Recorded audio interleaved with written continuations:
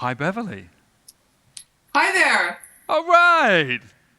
You want to say hello? What time is it in San Francisco? 5:30 in the morning. Oh, that's a great time of day. Do you, do you feel good to be alive? Yes, I wish I could be there. Sorry, I can't be there in person. Well, this is fantastic. Okay, it's working. Right, on with the show then. So we want to explain a little bit about the awards. Oh, that's what Beverly actually looks like that on my screen as well. That's fantastic. But that's my backup video in case it doesn't work. Right, so we want to explain a little bit about the awards, what they are, how Beverly and the judges go about evaluating great UX. Because, every year, though, the state of the art moves on. So what seemed amazing in 2010 might seem a little bit ordinary in 2016. But you know what? Every year, the winners have some things in common. So what can you learn from the winners to take your work from good to great? Let's begin by hearing from Bev about the awards and what they mean for the industry.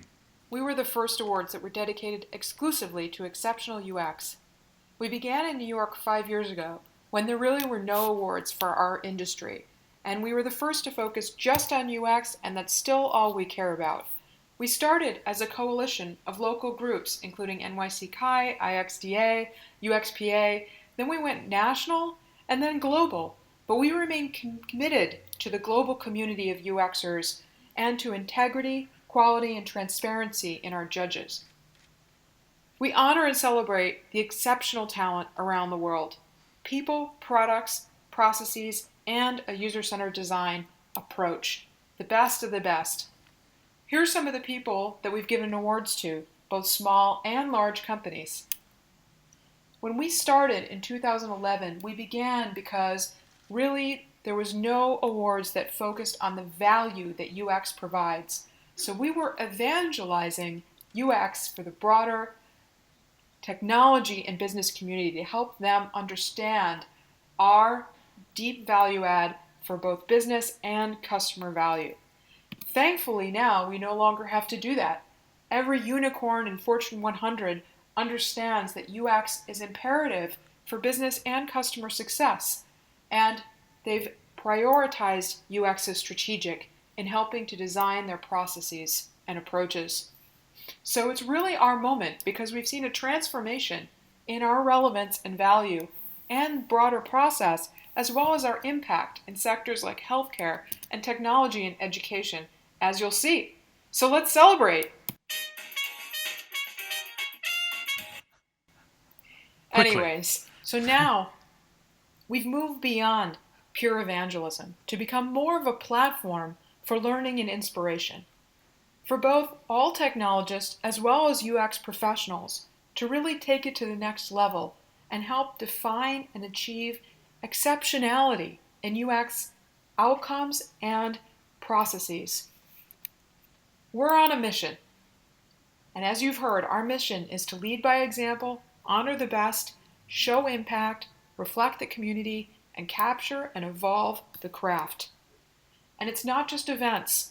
We're working on the first Uxies book, in progress, with the working title From Good to Great UX, a practical guideline and manual from over 40 contributors over the last 5 years, winners and judges, in an anthology to help everyone achieve exceptionality. We believe we're vanguards of a movement. We call it the rise of functional design. What's it about? It doesn't just start with UX professionals. It's about a societal movement where everyone is starting to understand the value of good product design, both utility as well as quality and delight. And there's a change in process, not just within the UX community in the last 5 years as we've started to do things like rapid prototyping, but broader than that. The way things are being created is changing fast, and design is becoming about empowering everyone and achieving advancement for everyone. The designer is becoming a mouthpiece and mirror for the user and their problems, and a facilitator to help achieve a common goal. That's why we believe design is instrumental in positive global change. Where is our future headed? Well, we are going to be still doing events and awards, but now every second year through biennales. Our biennale approach will allow us to take a step back and look at where we've come from and also where we plan to go, with both a major event around the world and regional partnerships. Here are some photos from the last few years. This is Method accepting one of their awards in 2014. And here's 2015 with Giles in the lower right corner showing off his Nail Snaps nails when Nail Snaps won an award. So we hope you'll join us for 2016 to 2017 as we move into the future. Okay. So I guess one of the questions that I get asked as a judge of the awards is, well, how do you go about evaluating great UX? The field covers so many things, from interactive toys to aircraft safety to mobile apps, that it's only fair to recognize that diversity with several categories each year. In 2015, there were 20 awards that were given away. There was an overall winner, a grand prize, 3 gold awards, silver and bronze awards for excellent entries, an award specifically for students, and also several awards that were voted on social media. The judging panel each year consists of half a dozen judges, and we've had some amazing judges over the years. Peter Meerholtz, one of the founders of Adaptive Path, Katie Dill, who's head of design at Airbnb, Margaret Stewart, who's head of product design at Facebook, Thomas Sharon, user research at Google. So a really diverse range of industry leaders, and they know what great UX is because they've delivered it. Bev. It's not just about the judging we choose, though. We use an internal vetting criteria to help vet and review all submissions before they get to the judges. The criteria we use is the following. We look at what the user's needs are and that they're clearly identified, that the product addresses those needs, that it's well designed, well crafted, intuitive, and usable, that it follows a good user-centered design process that's iterative, and that they describe the process, that user research and testing is incorporated in that process, and that the case study is presented in a coherent way. Anyone can achieve these 6, no matter what kind of project they're working on. But bonus points if you have an amazing product that does something new with advanced technology or amazing impact with mass adoption and high satisfaction. Negatives for us are not describing your UX process at all with just a product demo or just a sloppy, incoherent submission. We take those factors and we give items a 1 to 5 total rank, and then we give judges the top ones.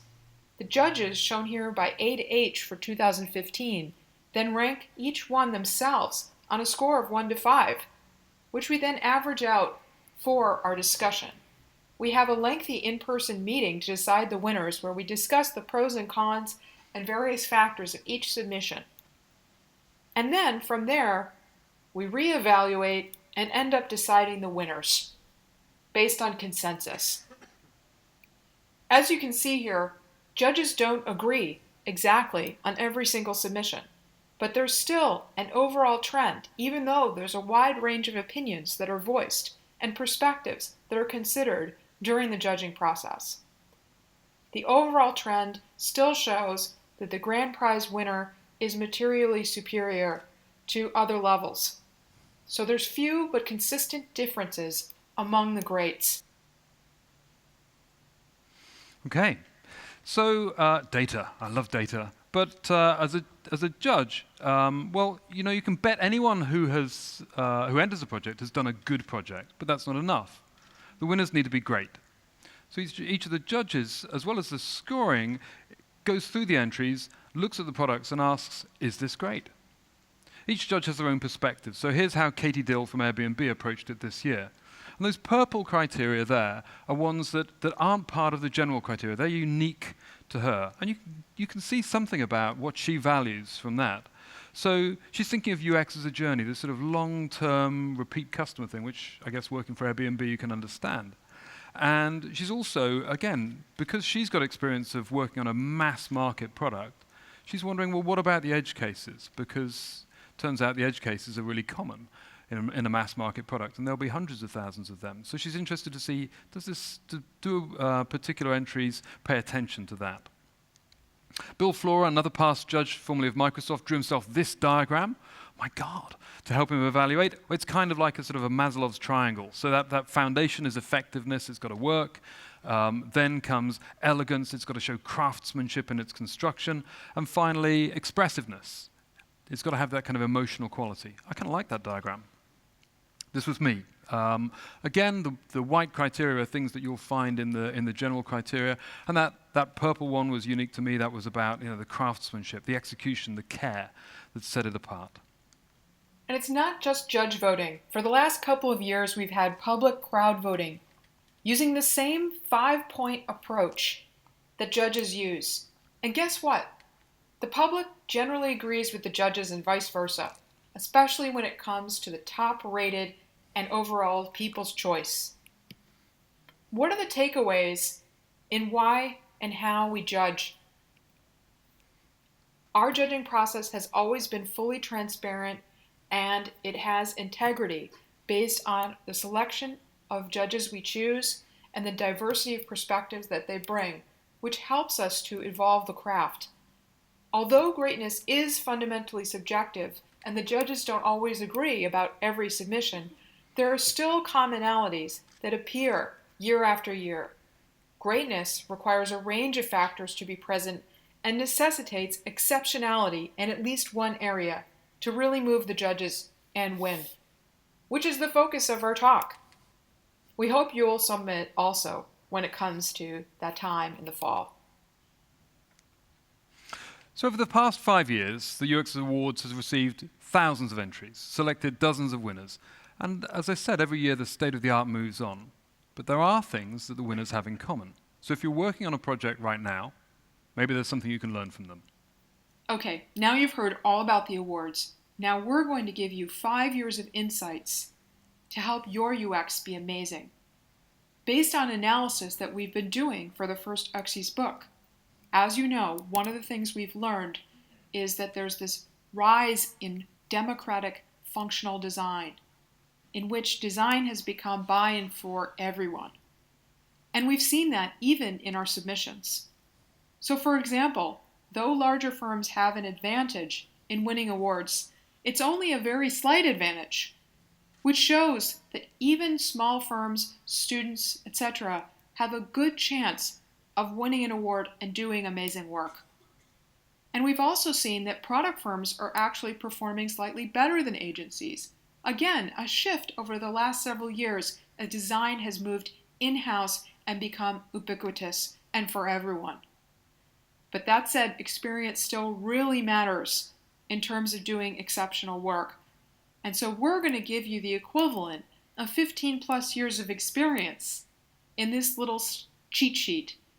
So how do you get to good UX, the baseline?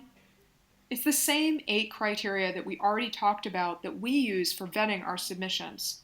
Defining the user and their needs, clearly addressing them with a well-designed and intuitive product, using a user-centered design approach that incorporates research and testing, and presenting it in a coherent way, with bonus points if you have an amazing product or tech or great adoption.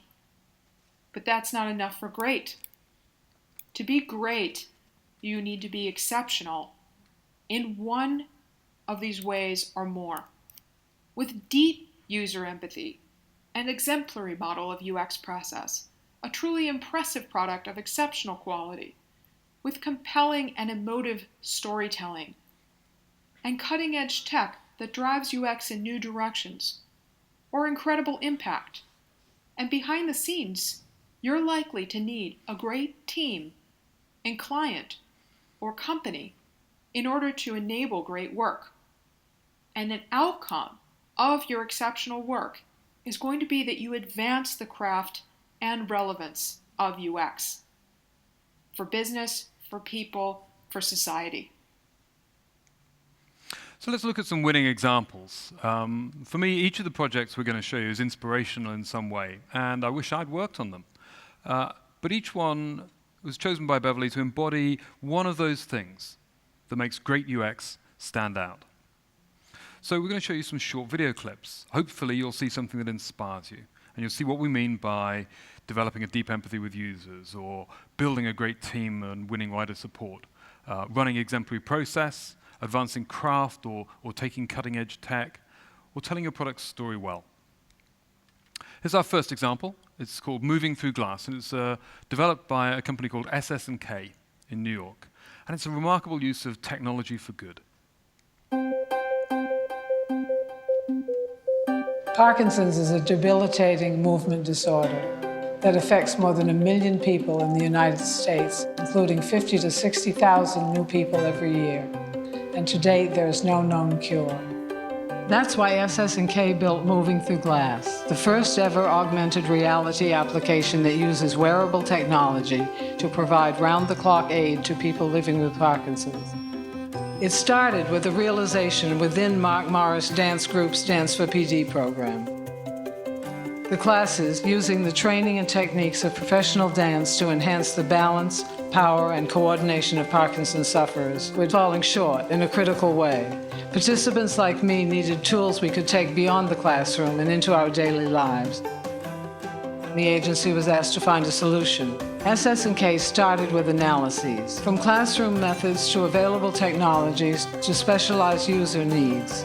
Extending Google's Glass platform, they built custom software to maximize performance and simplify user inputs.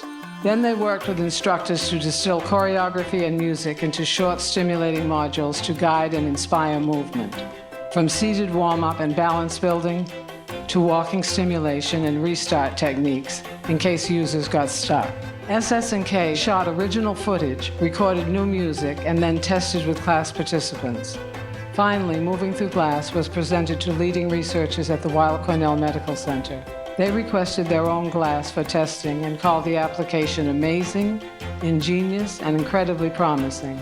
Okay, glass, balance me. Shifting one side to the other. Now, students like me have the tools to navigate the world outside the studio, whenever, wherever we need them.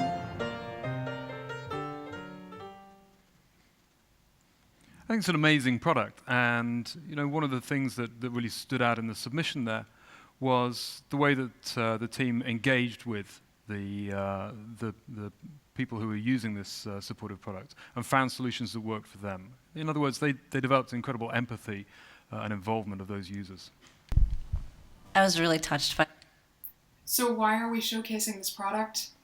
Because, as Jennifer articulated, it's an example of deep user empathy, where we can really understand the target audience and their needs. In this case, the Parkinson's sufferer, who's going to use this solution to help them regain their movement.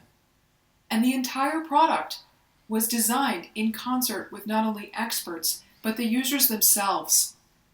And the narrative that was describing the product focused on the emotional needs and limitations of the Parkinson's sufferers, so we could have deep empathy ourselves with the target audience and understand why this was such an effective solution. The 2015 Grand Prize winner was this project. It's part of an air traffic control system for Sweden's national airport, and that's a complex problem.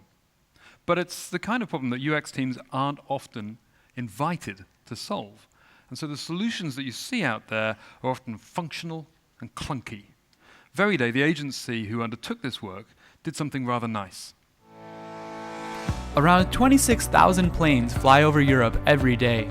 To ensure safety and efficiency, the European Organization for the Safety of Air Navigation, Eurocontrol, has requested more precise takeoff scheduling. At Arlanda, Stockholm's international airport, the air traffic controllers were using old systems that required a lot of manual work. This resulted in airplanes having to wait in taxi lines, or not taking off as scheduled, which wasted a lot of time and tons of fuel. Our task was to create an entirely new departure sequencing tool, DST, that would increase departure efficiency. We understood early that we had to collaborate with the entire team to succeed in this project. Through sketches and prototypes with real-time simulated data, we iteratively evolved the product until we had a final solution. By layering the information based on importance, we reduced clutter by 2/3, leaving the departure sequencing tool with a sleek, toned-down user interface, predefined functions add fast ways to plan or quickly add events like snow sweeping and departure frequency. Any manual change automatically reschedules upcoming departures or moves the traffic to alternate runways. The actions are immediately communicated to the airline handling agents, pilots, and other concerned personnel. It helped us reduce the workload and improve the traffic flow of our departure aircrafts. The precise scheduling allows the airplanes to drive straight from their parking spots to the runway for takeoff. A 1-minute reduction of the time per aircraft per year will give us approximately 2 million tons CO2 reduction every year. Thanks to a close collaboration with the users, we were able to truly optimize the system to meet the demands from Eurocontrol and the needs of the people using it, which led to vastly increased departure efficiency, saving the passengers time and saving our environment. The biggest challenge they faced, though, was one that everybody here will recognize. The stakeholders didn't know why they needed to bother with any of this user experience stuff. When he received the award, Leonard, who led this project, described a familiar situation. One of the biggest challenges we had was, as you said, and I said before, to even get started, because in the first meeting, they already told us that they've given us all the requirements that we needed. We had people sitting in the meeting like this, in the back of the room, and like, yeah, so why are we spending 2 hours more in a workshop with you? And took us around 45 minutes, but after that, people started to loosen up and they actually leaned forward, and then we understood, yes, we got it. That's where we could start to collaborate and invite them into discussing with us the future solution. That situation is one we all face, skeptical stakeholders. You turn up on the first day of a project, you're given a long list of requirements, and you're told to go away and deliver them. And you know when you start a project like that, it's going to be awful. Except this one wasn't, because Leonard and his team engaged and involved stakeholders throughout the project from day one. They invested time in building trust, in building consensus. And when I think of the projects that have gone best for me, they're always ones that begin with a great team of designers and stakeholders. And the lesson here is that you should invest time in building that team. It's time well spent. The next element of great UX is that it's founded on a thoughtful approach to a project process. Wemo by Belkin is an example of just that. Lots of people have tried to connect people's home appliances to the internet. Few of those devices are actually any good, but Belkin's Wemo is a success, and that shouldn't be a surprise when you discover the depth of their design process.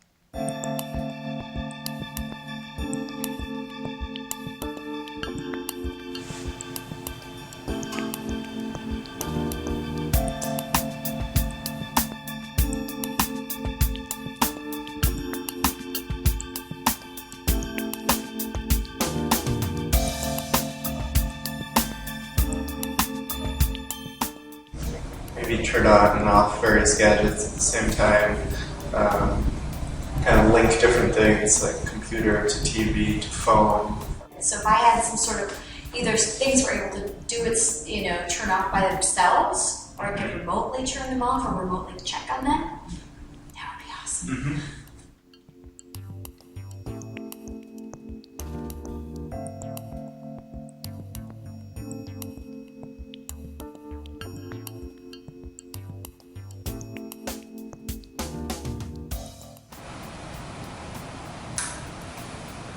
Wow.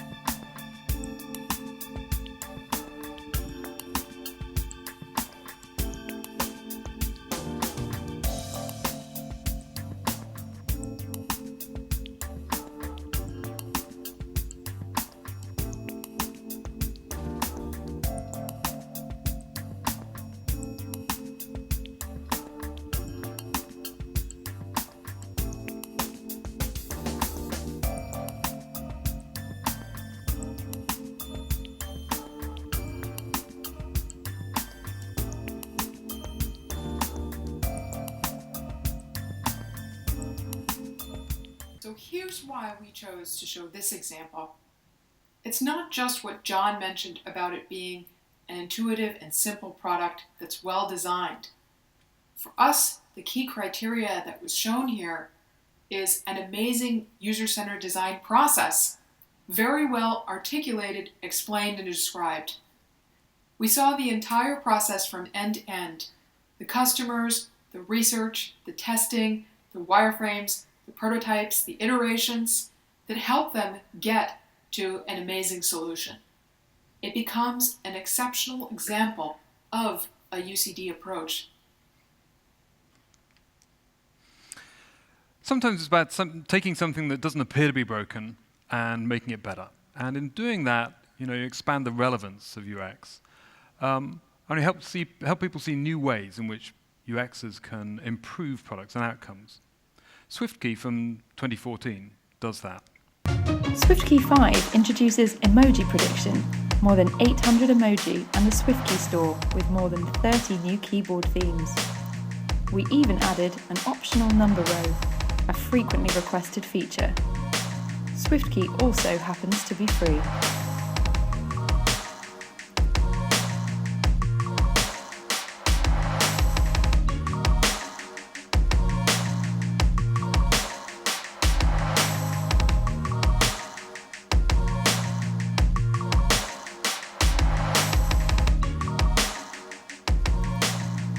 SwiftKey enables users to type in multiple languages simultaneously, with no need to switch keyboard layouts, which has resulted in a very international audience. More than a quarter of our users are multilingual. Top combinations of languages are English with German, English with Spanish, and English with Portuguese. SwiftKey users all obviously use smartphones or tablets, and many use both. The average number of devices per user is 1.5. We started with personas, who are the actors in scenarios, flow diagrams, and user journeys. We created wireframes and interactive prototypes to illustrate our designs, with usability tests of migrations of existing users to SwiftKey 5, the typing experience, keyboard theme discovery, purchase, and installation, which resulted in iterations throughout the design and development cycle. SwiftKey technology is found on more than 200 million devices. The keyboard has been a #1 bestseller on Google Play in 58 countries to date. SwiftKey users have written more than 4.5 trillion characters. They have saved more than 1 trillion keystrokes with SwiftKey's technology. We estimate that more than 16,000 years worth of typing time has been saved.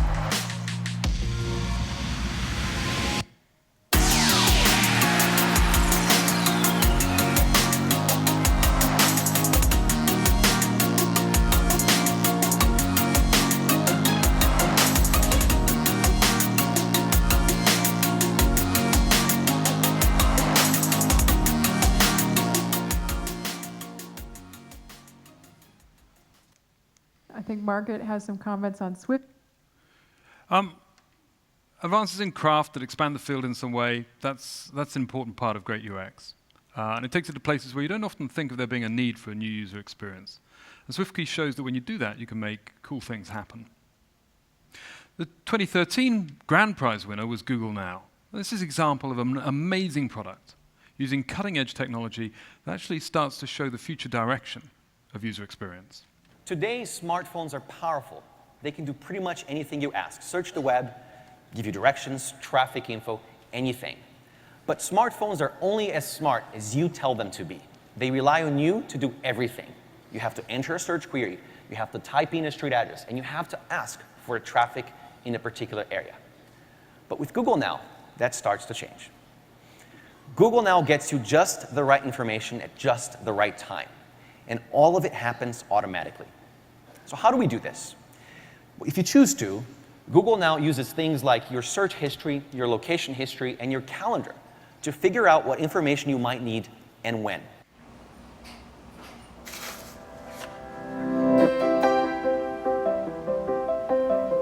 It's gonna snow today! Snow!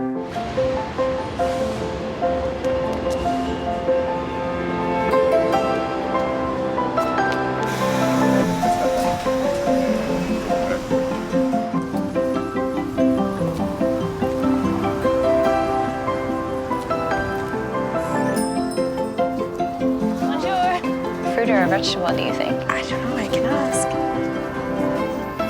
C'est en fruits ou en légumes? It's a fish.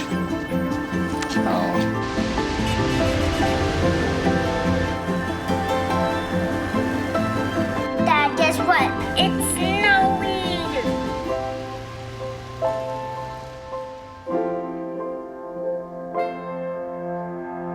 Every backend of Google, every different web service that's been developed over the last 10 years or so, it's part of this service. What Google Now is precisely what Google is best at. Right? How do you do heavy amounts of computation on a large amount of data to extract patterns and to score things? Google Now is something that many of us use every day, and we know it to be an amazing product, and we can directly relate to it. When it first came out, it was a harbinger of an entirely new approach to UX, powered, of course, by Google's data and technology. What it allowed us to do was take UX to the next level, whereas rather than awaiting for a user to initiate an action or request something or start a process, instead, we can forecast what they're likely to need and use and simplify their lives even further by just giving it to them preemptively. So they have to do even less work, and they're even more happy and satisfied.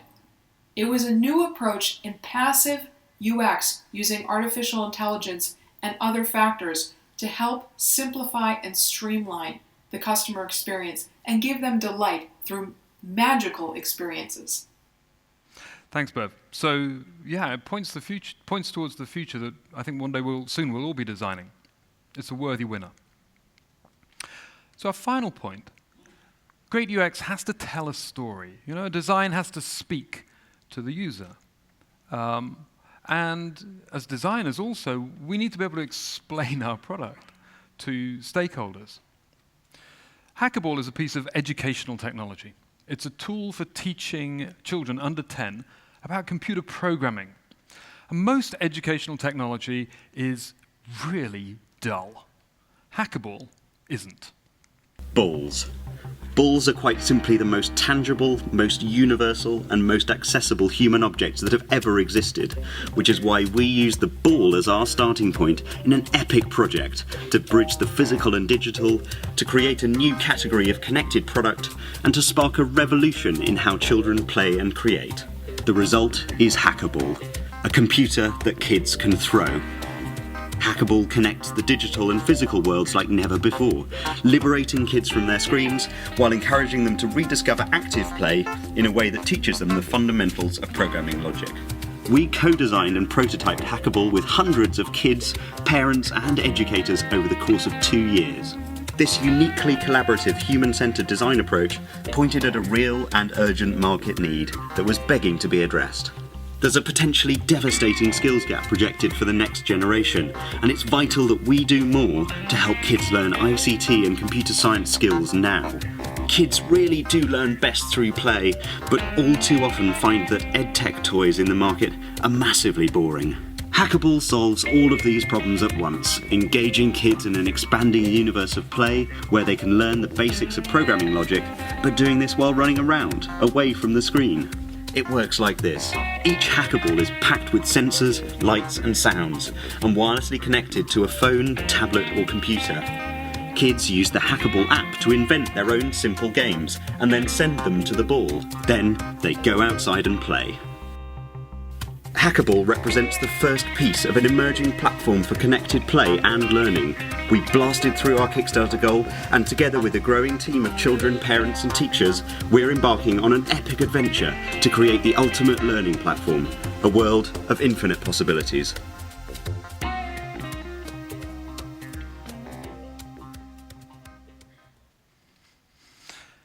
When it came out, this was one of my favorite submissions. It seemed like and the reason for that is they're right. Most educational technology is incredibly dull. And if you're trying to teach programming to children who are under 10, then the kinds of tools that are available for them are just horrible in many cases. And Hackable completely rethought that. And it takes something universal, the ball. So even though it's a completely new product, people can guess at what the story of using it might be like. I think great products have that power. You can imagine what it might be like to use it, even though some parts of it are quite mysterious and unexplored. And that combination of the familiar and the new is what makes for a compelling story. Great user experiences often have that quality, and I think that's a wonderful lesson.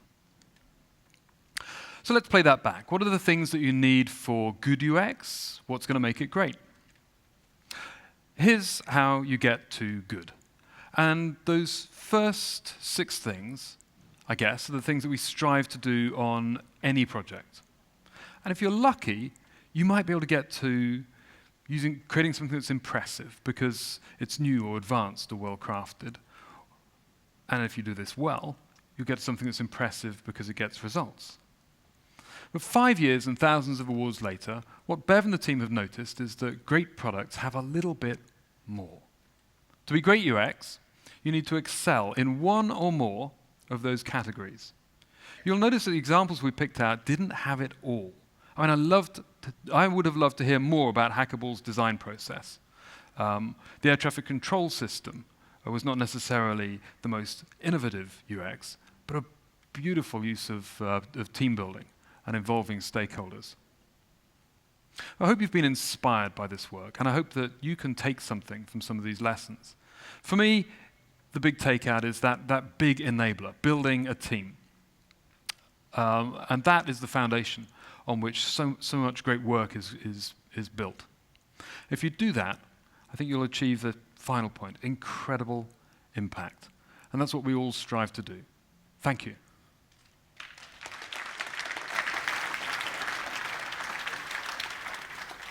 I should just say, Bev is still listening on Skype. She's going to be part of the Q&A, I hope.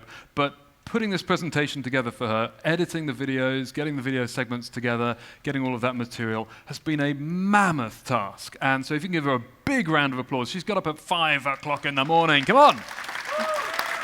All right. Thank you. Well, thanks to Giles for working on me with this and helping deliver it, and of course to UX Poland for hosting us. I really wish I could have been there. Hi.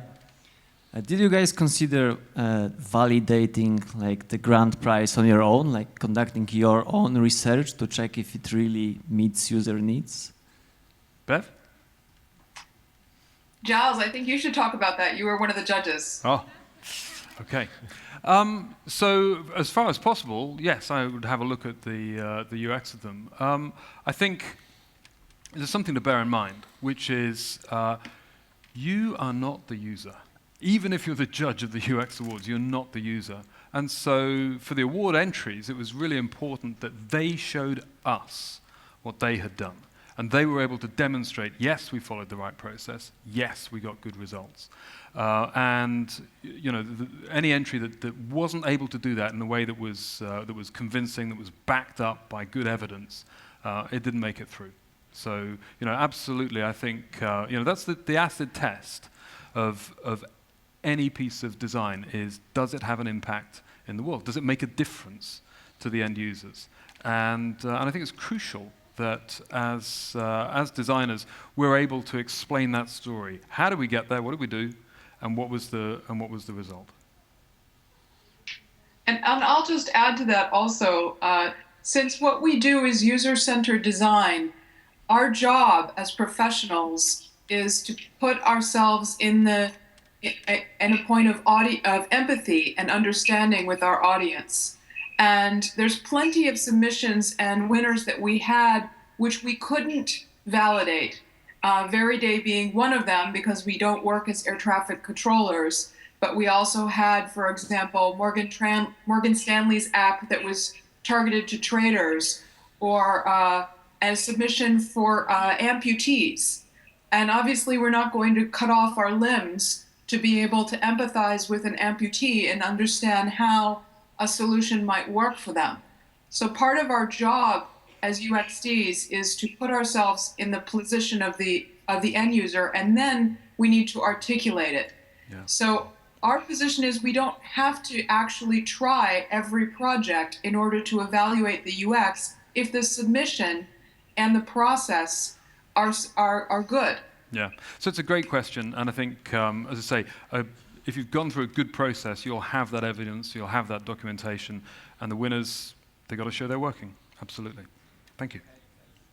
Thank you very much. On February, I was presenting ING corporate banking platform at Finovate London, and we talked about it before this presentation, yeah.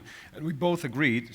We both agreed that in the toolkit that you use, there is also a place for your presentation skills, not only Canvas and research and your UX skills, but that's because your project and whatever you design is worth as much as you are able to explain it and sell it in the soft meaning. So sell it to your team leader, to your boss, to a management, to a customer, and to judges. So maybe I will ask you one question then. Mm-hmm. I will take you just 2 minutes. What are your top 3 tips for people who will be in front of you next year maybe, if it goes for the way they will present the product? Top 3 tips. To present the product? Mm-hmm. Absolutely, you have to show that you've understood the user and you've understood their need. You've got to demonstrate that there's a problem that needs to be solved. And I think this is true whether you're selling design to a judge or whether you're selling design to a stakeholder. I think it's important to understand what that person, again, whether it's a judge or whether it's a stakeholder for a project, wants out of it. So in the case of an awards entry, read what the judges are looking for. In the case of a stakeholder at work, try and understand what it's like for them to do their job. Why are they interested in this design? Good presentation begins by listening. Absolutely. So make sure that you've listened to the user, make sure you've listened to the stakeholder. And then so this is the practice. Yeah? Yeah, and then practice. Rehearse your story, listen to your story so that you can simplify it down and down and down and get the main points clear. And then finally, you've got to have a payoff. You've got to, at the end, be able to demonstrate that it works. So what is the compelling piece of evidence that you can put in front of people that demonstrates it works? Those would be my 3 tips. Great. Thank you very much. Any other question? One question? We got time for one question here. Yeah, hi. I just stole the mic, sorry. Good. Okay. I don't know where you didn't get it from, but it seems to work. So what I saw here is, more tangible products in terms of rather than what you can feel. Now, what I'm coming from is we are into digital experiences. So we create websites, mobile sites, and digital ecosystem for our clients. Like e-commerce, journeys for shopping journeys.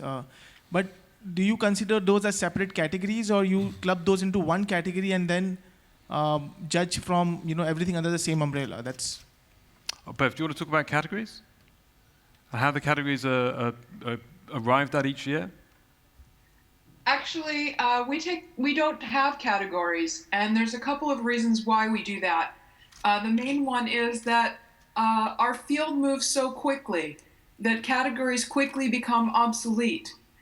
So even just the winners from this last year, like Hackable, does that go into an IoT category? Does that go into an education category? What's the category? So our position is we look at what's the best of the best that comes in, and we give custom awards for each one. So we don't have fixed categories. We use it as a lens for what's happening in technology that year.